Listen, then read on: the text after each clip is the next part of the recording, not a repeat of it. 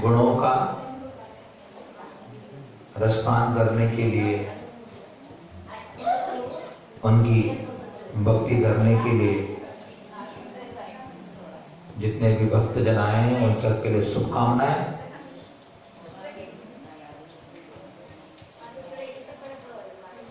हमारा मन पवित्र हो, हमारे मन में भगवान के गुणों के प्रति प्रीति हो, इसलिए अपन ने यह एक अनुष्ठान प्रारंभ किया है जो सबके लिए कल्याणकारी होगा। कल अपन ने भगवान आदिनाथ को धैर्यवान और निश्चल मन वाले जाना था और एक अनूठे दीपक थे वो। आज आदिनाथ भगवान की स्तुति करते हुए मानतूंगा आचार्य देव आदिनाथ स्वामी की तेजस्विता का वर्णन करेंगे। कितने तेजस्वी हैं आदिनाथ भगवान। 17 नंबर का श्लोक सर्व रोग निरोध काव्य है। प्रातःकालीन इस श्लोक की अगर आप आराधना करते हैं तो यह सर्व रोग निरोध काव्य है। 9 बार पढ़ो, 18 बार पढ़ो, 27 बार पढ़ो, जैसा आपके पास समय है आप उसका पाठ करें सुबह, तो यह आपको एक ऊर्जा देता है, आपको शक्ति देता है, आपके अंदर मनोभावनाओं को मजबूत करता है। नास्तं कदाचिदुपयासेन राहुगम्य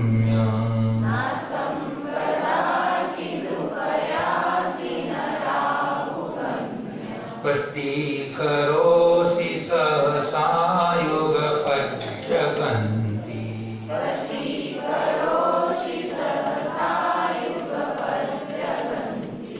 नाम्बोधरोदर निरोध महाप्रभाव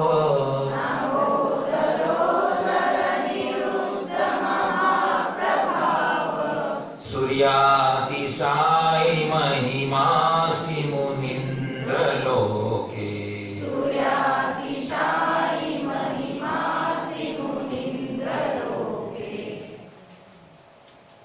मुनीन्द्र चौथी पंक्ति में है। मुनीन्द्र अर्थात मुनियों के स्वामी, क्योंकि समोषण सभा में जितने मुनिजन होते हैं वे सब उनका वंदन करते हैं, इसलिए मुनियों के स्वामी। कदाचित अष्टम न उपयासी, पहली पंक्ति में कदाचित अने कभी भी, अष्टम न उपयासी, अष्टत को अर्थात अष्ट नहीं होते हो, उपयासी यानी होते हो न नहीं। हे मुनीश्वर आप कभी भी अष्ट नहीं होते हो। न राहुगम्य, और न ही राहु ग्रह के द्वारा ग्रसे जाते हो। आपको राहु भी ग्रह ग्रस नहीं सकता है। और सहसा युगपत जगंती स्पष्टी करोसी, सहसा ने शीघ्र ही, अनायास ही, युगपत ने एक साथ, जगंती ने तीनों लोगों को स्पष्टी करते हो, मतलब प्रकट करते हो, प्रकाशित करते हो। और अम्ब उदर महाप्रभाव न विरुद्ध, अम्ब अम्बोधर कहते हैं बादलों को, अम्ब कहते हैं जल को। अम्बोधर है जल को धारण करने वाला, अम्बोधर अने बादल, मेघ, मेघों के उदर अने मध्य में, है ना, नाम्बोधरोदर, उसमें उदर निकलेगा, उदर अने मध्य, मध्य लगाना आपने। तो बादलों के मध्य में महाप्रभाव न निरुद्ध, बादलों के मध्य में आपका जो महाप्रभाव है वह भी रोका नहीं जाता है। ऐसे लोके यानी लोक में सूर्य से अधिक, अतिशय यानी अधिक, सूर्यातिशय, सूर्य से अधिक महिमा असी, सूर्य से अधिक आप महिमावंत हो। चार बातें बताई इसके अंदर, देखते हैं। एक तो ये कभी अस्त नहीं होते, क्योंकि यहां भगवान को तेजस्वी सूर्य की अलंकारिक भाषा में उनको स्मरण किया गया कि तेजस्वी सूर्य कैसा होता है वैसे आपके अंदर गुण कैसे है। तो आप कभी अस्त नहीं होते हो, न राहु के द्वारा ग्रसे जाते हो, और सहसा यानी शीघ्र ही, अनायास ही एक साथ तीनों जगत को प्रकाशित करते हो, और बादलों की ओट में आपका प्रभाव छिप नहीं सकता। ऐसे आप एक अधिक महिमावंत सूर्य हो। क्यों कहा महिमावंत? अब विचार करते हो। जो अपना लौकिक सूर्य होता है वह सुबह उदित होता है और शाम को अस्त हो जाता है, लेकिन अनंत भगवान, आदिनाथ भगवान को जो उनके अंदर केवल ज्ञान रूपी सूर्य प्रकट हुआ है, अनंत ज्ञान रूपी सूर्य प्रकट हुआ है, वह सूर्य जब एक बार उदित हो जाता है तो कभी अस्त नहीं होता है, यह कहना चाहिए। और सूर्य को राहु ग्रस लेता है, ग्रहण लगता है ना 6 महीने में, तो सूर्य के विमान के नीचे राहु का विमान आता है तो वह सूर्य का प्रकाश छिप जाता है, इसलिए ग्रहण लग जाता है। लेकिन आज तक हे भगवान, आपके केवल ज्ञान रूपी सूर्य को कोई ग्रस नहीं सका आज तक। और जो सूर्य उदित होता है तो धीरे धीरे धीरे प्रकाश फैलाता है, इसलिए भगवान का सहसा, शीघ्र ही आप, तो सूर्य उदित होता है तो धीरे धीरे प्रकाश फैलाता है, और वो भी सिर्फ मध्य लोक में 2.5 दीप में ही सिर्फ सूर्य का प्रकाश फैलता है और लोगों को ज्ञान होता है। लेकिन आप एक साथ सारे पदार्थों को, तीनों लोगों के पदार्थों को आप प्रकाशित करने वाले ऐसे अद्वितीय सूर्य हो। और चौथी बात बताई थी, ये जो सूर्य होता है तो बादलों की ओट में छिप जाता है, उसका प्रकाश और प्रताप दोनों आच्छादित हो जाते हैं। लेकिन आज तक ऐसा कोई भी बादल नहीं बना जो आपके केवल ज्ञान को आच्छादित कर सके, आपको उसको ढाक सके।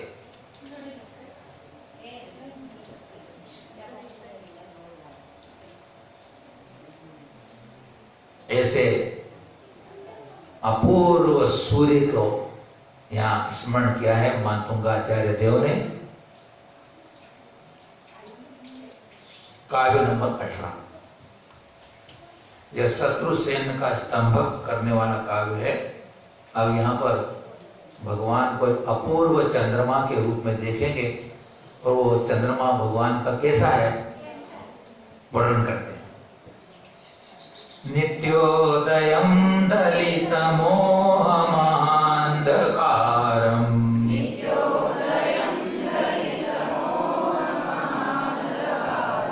गम्यं न राहुवदनस्य न वारिदानाम्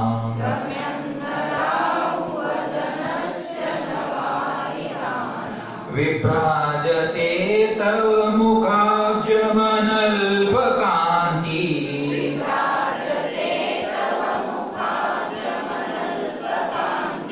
विद्योदय जगतपूर्व शशाङ्कबिम्बम्।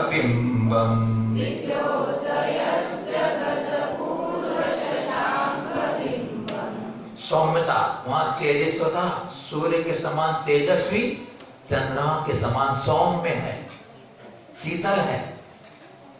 कैसे हैं आप? देखिए, आप नित्य उदयम, आप हमेशा उदित रहते हो, और मोह महाअंधकारम दलित, मोह रूपी महाअंधकार को आप नष्ट करने वाले हैं। और राहु वदनस्य न गम्य, राहु के मुख के द्वारा ग्रसे नहीं जाते हो। यहाँ भी आपको चंद्र ग्रहण नहीं लगता है, सूर्य ग्रहण लगता है, चंद्र ग्रहण भी नहीं लगता है। और न वारिदानाम गम्य, और न बादलों के द्वारा ढके जाते हो। ये तीसरी चौथी बात हो गई। पांचवी बात बताइए, अनल्प कांति। आपकी कांति अत्यधिक कांतिमान हो आप, और आपकी कांति हमेशा एक जैसी बनी रहती, अनल्प कांति। और छठा विषय बताया जगत विद्योदयत, और तीनों जगत को आप प्रकाशित करते हो। तव अने आपका, तीसरी पंक्ति में तव अने आपका मुखाब्जम, अब्जम कहते हैं कमल को, मुख रूपी कमल, मुख रूपी कमल रूप शशांक बिंबम, चंद्रमा रूपी बिंब अपूर्व विभ्राजते, अद्भुत प्रकाशमान हो रहा है, शोभायमान हो रहा है। 6 विशेषण दिए यहाँ पर। क्या? एक तो नित्य उदित रहता है, मोह रूपी अंधकार को नाश करने वाला है, राहु ग्रस्ता नहीं है, बादलों की ओट में आप आते नहीं हो, आपका अपूर्व, आपकी अनल्प कांति है, अत्यधिक कांतिमान हो आप, और आप तीनों जगत को उद्योजित करने वाले एक अपूर्व चंद्रबिंब हो। अब देखो, चंद्रमा को देखते हैं अपन। चंद्रमा नित्य उदित नहीं रहता है ना? रात को उदित होता है और शाम को फिर, सुबह फिर अस्त हो जाता है, तो नित्य उदित नहीं रहता है। लेकिन आपका मुख रूपी कमल रूपी जो चंद्रमा है सदा एकदम खिला हुआ रहता है। फिर वो जो चंद्रमा उगता है वो जो रात्रि में अंधकार को दूर करता है, लेकिन आपका चंद्रमा रूपी मुख कमल मोह रूपी अंधकार को नाश करने वाला होता है। आत्मा के अंदर जो मोह होता है उसको नाश करने वाला होता है। और चंद्रमा को भी राहु ग्रस लेता है, राहु के कारण चंद्र ग्रहण लग जाता है।